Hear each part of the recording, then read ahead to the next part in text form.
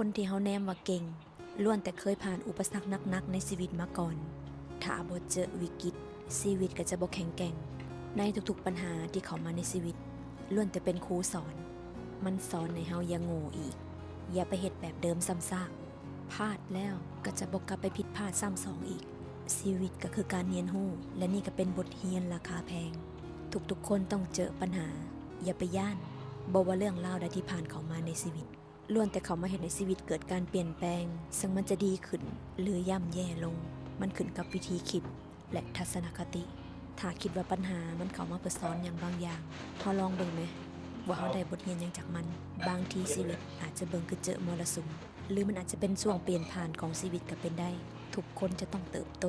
และก็ต้องผ่านเรื่องราวที่เป็นบทเรียนหลายๆอย่างในชีวิตเพื่อเขาจะกลายเป็นคนที่เก่งขึ้นในอนาคตบางทีทุกๆอุปสรรคในชีวิตที่เข้ามามันอาจจะบอกว่าเขาไปผิดทางก็ได้มันอาจจะสอนให้เขาเริ่มใหม่เฮ็ดสิ่งใหม่ๆหรืออาจจะผลักดันเขาไปเจอโอกาสที่ดีขึ้นพลาดจากสิ่งนี้เพื่อไปเจอสิ่งที่ดีกว่าอย่าไปเสียใจ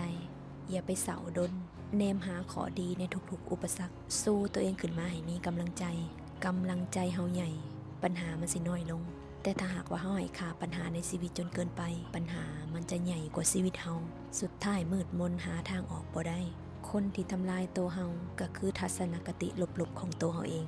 จงแนมหาขอดีในชีวิตขอบใจทุกๆเรื่องที่มาให้บทเรียนเฮาจะรู้สึกว่าชีวิตนี่โคตรมีคุณค่าถ้าว่าเฮาผ่านทุกๆเรื่องราวมาได้แนมทุกๆปัญหาเป็นบทเรียนทุกๆค่าใช้จ่ายคือกำไรเจ้าคือคนที่เก่งหลายเป็นคนสุดยอดทุกๆปัญหามันเฮ็ดหยังเจ้าบ่ได้แม้แต่ความตายยังบ่ย่านและเรื่องเท่านี้สิหวั่นไหวไปเฮ็ดหยังสู่ทุกเรื่องยิ้มอ่อนๆให้มันเฮ็ดใจใหญ่กว่าทุกปัญหาเดี๋ยวมันก็ผ่านไปเดี๋ยวมันจะดีกว่าเก่าทุกอย่างมันจะดีเองเรื่องเท่านี้เฮ็ดหยังเฮาบ่ได้เดี๋ยวจะรวยให้เบิ่ง